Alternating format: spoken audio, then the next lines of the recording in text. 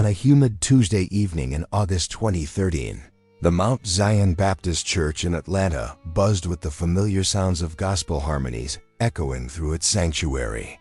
The youth choir, comprised of 6 talented young voices, had gathered for what would unknowingly become their final rehearsal together. The air conditioning hummed softly as 17-year-old Marcus Williams directed his fellow singers through their arrangement of Wade in the Water, his voice cutting through the warm air with practiced authority. Sister Dorothy Williams, Marcus's mother and the choir's director, watched from the front pew with a mixture of pride and concern. Something felt different that evening. The usual energy that filled the room during rehearsals seemed subdued, almost tense. 16-year-old Keisha Thompson, the group's soprano soloist, kept glancing toward the church's side entrance, her normally confident demeanor replaced by an unusual nervousness. 15-year-old Jamal Davis tapped his fingers against the wooden pew in an anxious rhythm that had nothing to do with the music they were practicing. The youngest member, 14-year-old Zara Mitchell, sat quietly in the corner, her sheet music trembling slightly in her hands. Aaliyah Johnson, 16, and Damon Parker, 17, exchanged worried glances throughout the session. Pastor Samuel Crawford had stopped by earlier, speaking in hushed tones with Sister Dorothy before leaving abruptly, his usual warm smile replaced by a furrowed brow. As the evening progressed, the tension in the room became almost palpable. The choir members, who usually stayed after rehearsal to chat and joke around, seemed eager to pack up their music and leave. But something was keeping them there, something unspoken that hung in the air like the lingering notes of their final song. Before we continue, let us know where you're watching from. And don't forget to like this video and subscribe to the channel by clicking the icon in the bottom right corner of your screen. Now let's get into the story. At approximately 9:45 that evening, Sister Dorothy gathered her belongings and prepared to lock up the church. The youth choir members had assured her they would clean up and leave together, as they had done countless times before. She kissed Marcus goodnight, reminding him to turn off all the lights and secure the building properly. The last time anyone saw the 6 young people alive, they were standing in a circle near the baptismal tank, their voices joining in a spontaneous rendition of Amazing Grace. Security cameras from a nearby gas station would later show Sister Dorothy's car leaving the church parking lot at 9:52 p.m. By 10:30, when parents began calling each other wondering why their children hadn't returned home, Mount Zion Baptist Church sat empty and dark. The choir members' personal belongings remained scattered across the pews: backpacks, water bottles, cell phones, and car keys. Their vehicles sat undisturbed in the parking lot, keys still in ignitions. When the first frantic parent arrived at the church around 11 p.m., they found the front doors unlocked and the sanctuary exactly as the choir had left it. Except for one chilling detail, 6 sets of sheet music for Wade in the Water were arranged in a perfect circle on the floor around the baptismal tank, each marked with strange symbols that no one could immediately identify. The Atlanta Police Department received the first missing persons report at 11:47 p.m. By midnight, Detective Raymond Hayes was standing in the sanctuary of Mount Zion Baptist Church, trying to make sense of a scene that defied logical explanation. 6 teenagers had simply vanished into thin air, leaving behind no signs of struggle, no evidence of foul play, and no clues about where they might have gone.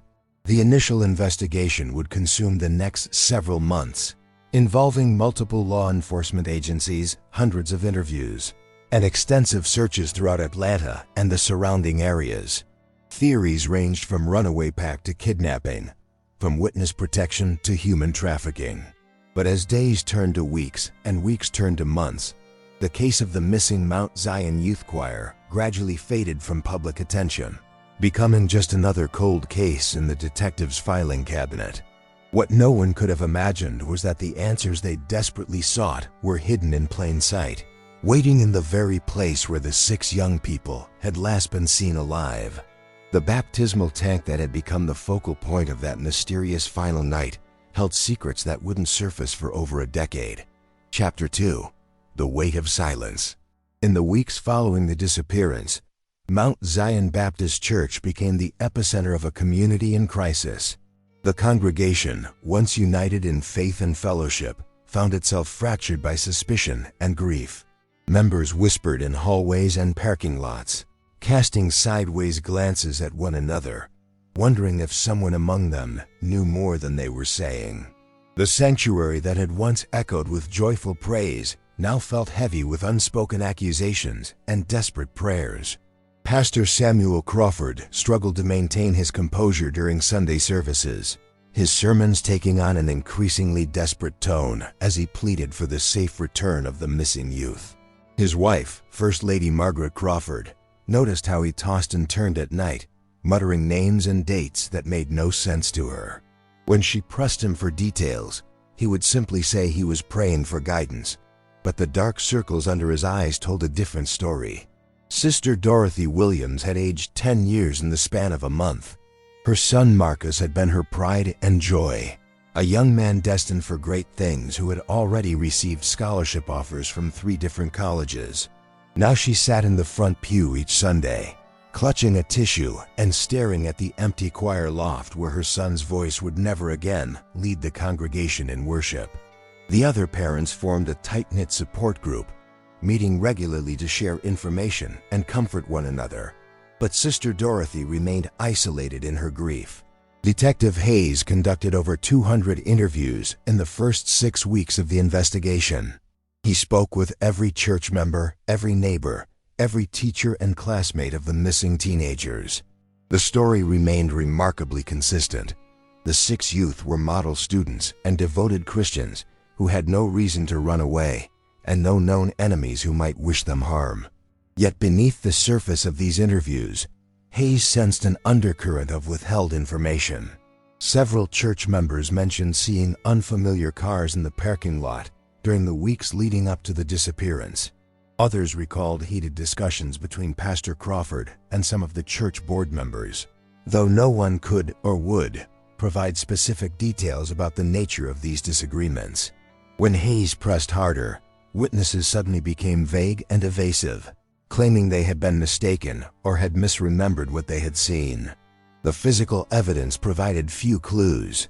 The sheet music found arranged around the baptismal tank was sent to the FBI for analysis.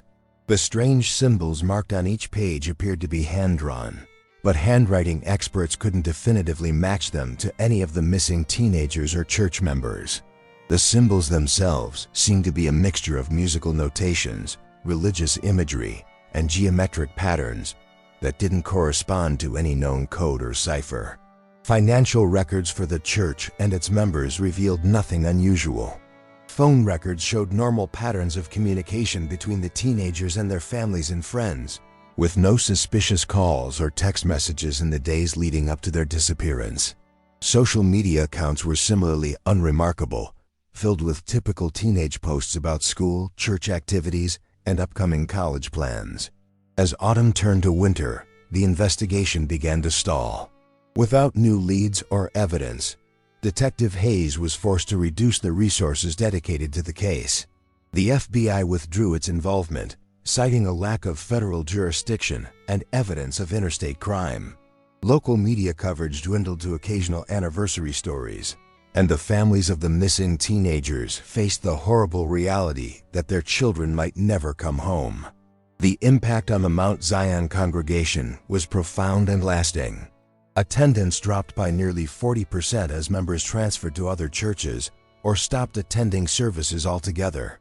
The youth ministry, once the pride of the church, was disbanded entirely. The choir loft remained empty, its silence serving as a constant reminder of the tragedy that had befallen their community. Pastor Crawford's leadership came under increasing scrutiny as the months passed. Some members questioned whether he had done enough to protect the youth in his care. Others wondered if his frequent closed-door meetings with the church board in the weeks before the disappearance had somehow contributed to the tragedy. The pressure eventually became too much, and in the spring of 2014, Pastor Crawford announced his resignation, citing health concerns and the need to focus on his family. Chapter 3: Ghosts in the Sanctuary. The years following the disappearance of the Mount Zion youth choir brought a series of changes that would have been unimaginable before that fateful August night. The church, once a pillar of the community, struggled to maintain its relevance and membership. 3 different pastors came and went in the span of 5 years, each unable to overcome the shadow cast by the unsolved mystery that haunted the congregation. By 2018, Mount Zion Baptist Church had become a shell of its former self. The grand sanctuary that once held over 500 worshipers now hosted barely 50 members on a good Sunday. The building itself began to show signs of neglect, peeling paint, loose floorboards, and a baptismal tank that hadn't been used in years due to persistent plumbing problems that the dwindling congregation couldn't afford to repair. Sister Dorothy Williams had become the unofficial keeper of the missing teenager's memory. She maintained a small memorial in the church lobby, complete with photographs and personal items left behind by each of the 6 youth. Every Sunday, she would arrive early to dust the display and arrange fresh flowers, her ritual of remembrance becoming as much a part of the church routine as the morning prayer service. Detective Hayes, now promoted to sergeant, still kept the case file on his desk. Though officially cold, he continued to receive occasional tips and leads, most of which led nowhere. He had developed a personal relationship with the families over the years, checking in regularly and updating them on any new developments, no matter how minor.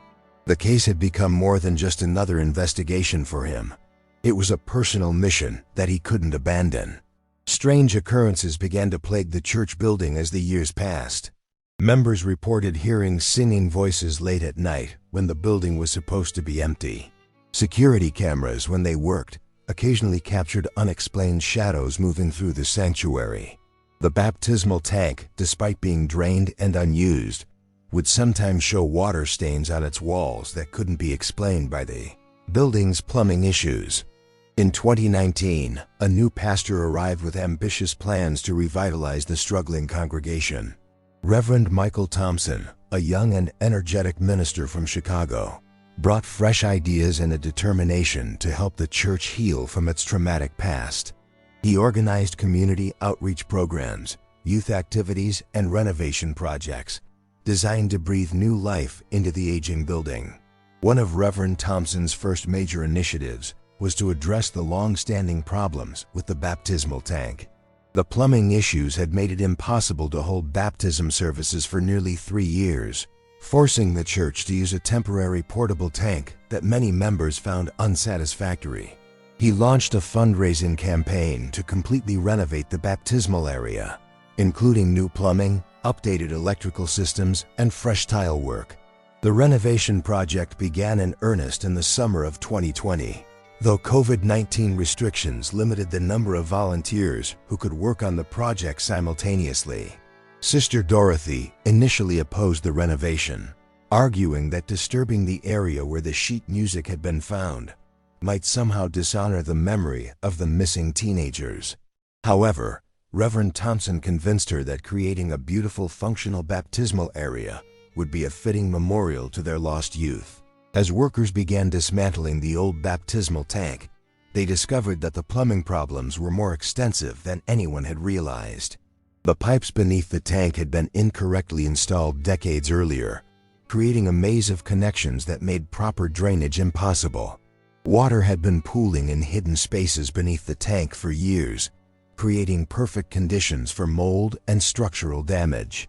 The discovery of the faulty plumbing led to a more extensive renovation project than originally planned.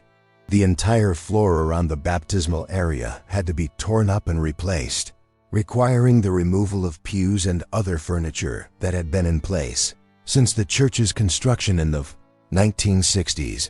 It was during this process that workers made the first of several disturbing discoveries that would eventually lead to the truth about what happened to the Mount Zion Youth Choir. Beneath the floorboards near the baptismal tank, construction workers found a collection of personal items that had apparently been hidden there for years.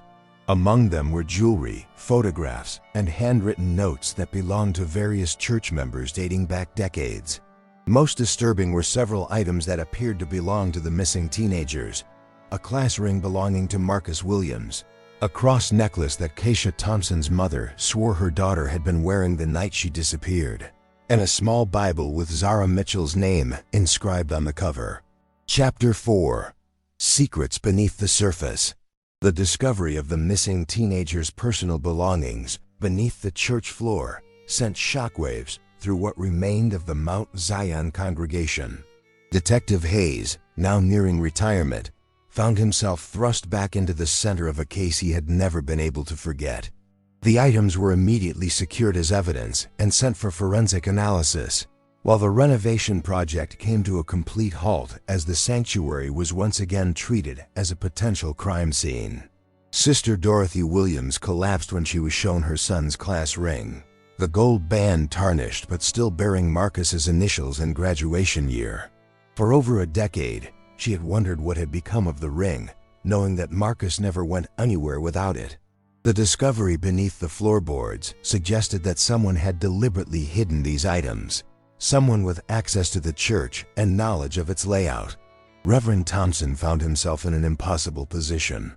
The renovation project had already consumed most of the church's limited resources, and now the building was once again the center of a criminal investigation. Many of the remaining congregation members began to question whether the church was cursed, whether they should abandon the building entirely and start fresh somewhere else. The forensic analysis of the hidden items revealed traces of soil and organic matter that didn't match the environment beneath the church floor. More significantly, several of the items showed signs of having been buried elsewhere before being moved to their hiding place. This discovery led investigators to expand their search beyond the church building itself, focusing on properties owned by the church and its members. Church records from 2013 revealed that Mount Zion Baptist Church owned several properties in addition to the main building, including a summer camp facility about 40 miles outside Atlanta that had been used for youth retreats and community events. The camp had been closed since 2014 due to financial constraints, but it remained under the church's ownership, largely forgotten by current members but still accessible to those who knew of its existence. Detective Hayes organized a search of the camp property in early 2021, using ground-penetrating radar and cadaver dogs to systematically examine the grounds.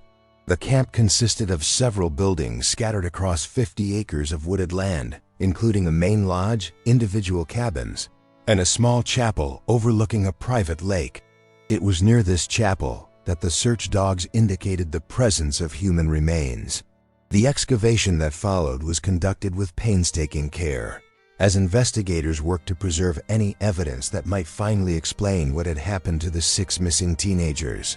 What they found confirmed their worst fears while raising even more disturbing questions about the events of that August night in 2013. Remains of 6 individuals were discovered in a carefully constructed burial site behind the camp chapel. The bodies had been wrapped in church linens and buried with obvious care and respect, suggesting that whoever was responsible for their deaths had not acted out of malice or hatred. Personal effects found with each body confirmed their identities: Marcus Williams, Keisha Thompson, Jamal Davis, Aaliyah Johnson, Damon Parker, and Zara Mitchell. Forensic examination revealed that all 6 teenagers had died from carbon monoxide poisoning, likely occurring within hours of their disappearance from the church. There were no signs of violence or struggle, no evidence of sexual assault or other forms of abuse. The teenagers appeared to have lost consciousness and died peacefully, unaware of what was happening to them. The discovery of the bodies answered the question of what had happened to the missing teenagers, but it raised even more troubling questions about who was responsible and why. The careful burial, the respectful treatment of the bodies, and the preservation of their personal effects suggested that their deaths had not been intentional. Yet someone had gone to great lengths to conceal what had happened, moving the bodies from the church to the camp and hiding evidence of their fate. As investigators continued to process the crime scene, they made another significant discovery. Hidden beneath the floorboards of the camp chapel were dozens of documents, photographs, and recordings that painted a disturbing picture of activities that had been taking place at Mount Zion Baptist Church for decades. The material suggested a pattern of financial fraud, emotional manipulation, and abuse of authority that had been carefully concealed from the general congregation. Among the documents were detailed financial records, showing how church funds had been diverted for personal use by various leaders over the years. There were photographs of private meetings and ceremonies that bore little resemblance to traditional Baptist worship services. Most disturbing were audio recordings of conversations between church leaders discussing how to handle problems within the congregation, including members who asked too many questions or threatened to expose wrongdoing. The evidence suggested that the 6 teenagers had somehow discovered these activities and had been planning to expose them. The marked sheet music found around the baptismal tank after their disappearance now took on new significance. The strange symbols were revealed to be a code the teenagers had developed to document what they had learned about the corruption within their church leadership.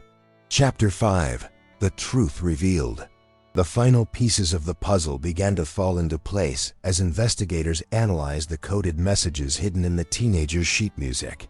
Working with cryptography experts and former church members, Detective Hayes was able to decipher the symbols that had puzzled investigators for over a decade. What they revealed was a systematic documentation of financial crimes, abuse of power, and cover-ups that had been occurring within Mount Zion Baptist Church's leadership for years. Marcus Williams, the natural leader among the 6 teenagers, had apparently been the driving force behind their investigation. His coded notes revealed that the youth choir had stumbled upon evidence of embezzlement during a routine cleaning of the church office in July 2013. What started as curiosity about inconsistencies in financial records had evolved into a comprehensive investigation that threatened to expose decades of corruption. The teenagers had discovered that Pastor Crawford and several board members had been systematically stealing from the church's building fund, youth programs, and charitable contributions. The money had been used to finance personal expenses, luxury vacations, and investments in properties that were purchased under false names. The scheme had been operating for at least 15 years, with total losses exceeding $2 million. More disturbing than the financial crimes was evidence of psychological manipulation and spiritual abuse. The hidden recordings revealed how church leaders had used their positions of authority to control and exploit vulnerable congregation members. They had created an atmosphere of fear and dependence, convincing members that questioning church leadership was equivalent to questioning God Himself. The teenagers had also uncovered evidence of a cover-up involving the suspicious death of a church member in 2008. Elderly Sister Mary Johnson had died suddenly after questioning the church's financial practices, and her death had been attributed to natural causes. However, the teenagers' investigation suggested that she had been silenced to prevent her from exposing the corruption, though the statute of limitations prevented prosecution for this earlier crime. As the investigation progressed, it became clear that the teenagers' deaths had been accidental rather than intentional murder. On the night of their disappearance, they had confronted Pastor Crawford and several board members with their evidence, demanding that the corruption be exposed and the stolen money returned. The confrontation had taken place in the church basement, where an old furnace had been leaking carbon monoxide for weeks. Pastor Crawford and the other leaders had been aware of the gas leak, but had delayed repairs to save money. During the heated argument with the teenagers, the adults had gradually been overcome by carbon monoxide poisoning along with their young accusers. However, the adults had been farther from the source of the leak and had managed to escape the basement before losing consciousness completely. Faced with the deaths of 6 teenagers and the certain exposure of their crimes, the surviving church leaders had made a panicked decision to cover up what had happened. They had moved the bodies to the camp property and created an elaborate fiction about the teenagers' disappearance. The personal items found beneath the church floor had been planted there years later as part of an ongoing effort to mislead investigators. The arrest of Pastor Crawford, now living under an assumed name in Florida, brought closure to a case that had haunted the Atlanta community for over a decade. 2 other church board members were also arrested, though one had died of natural causes in 2019 before the truth was discovered. The surviving perpetrators faced charges of involuntary manslaughter, fraud, obstruction of justice, and abuse of a corpse. For the families of the missing teenagers, the discovery of the truth brought a mixture of relief and renewed grief. Sister Dorothy Williams finally had answers about what had happened to her son, but those answers came with the devastating knowledge that Marcus and his friends had died trying to do the right thing. Their deaths had been preventable, caused by the greed and cowardice of adults they had trusted. The Mount Zion Baptist Church building was eventually sold to pay restitution to the families and to cover legal expenses. The structure was demolished in 2023, and the land was converted into a memorial park dedicated to the 6 teenagers who had died trying to expose corruption and protect their community. Their story became a cautionary tale about the importance of transparency, accountability, and the courage to speak truth to power, even when that truth is difficult to hear. The marked sheet music that had puzzled investigators for so long was preserved as evidence of the teenagers' bravery and determination. Their final coded message, hidden in the margins of Wade in the Water, contained a simple but powerful statement: the truth will set us free, even if it costs us everything. In death, Marcus Williams, Keisha Thompson, Jamal Davis, Aaliyah Johnson, Damon Parker, and Zara Mitchell had finally achieved their goal of exposing the corruption that had poisoned their church community. This case serves as a powerful reminder that even in the darkest circumstances, truth has a way of surfacing. The faith that these 6 young people held dear ultimately guided them to stand up for what was right, even in the face of overwhelming opposition. Their legacy lives on in the memorial park that bears their names, and in the renewed commitment to transparency and accountability within religious communities throughout Atlanta. Their story reminds us to cherish the time we have with our loved ones and to never take for granted the courage it takes to stand up for what is right. Sometimes the greatest act of faith is speaking truth to power, even when we know it might cost us everything.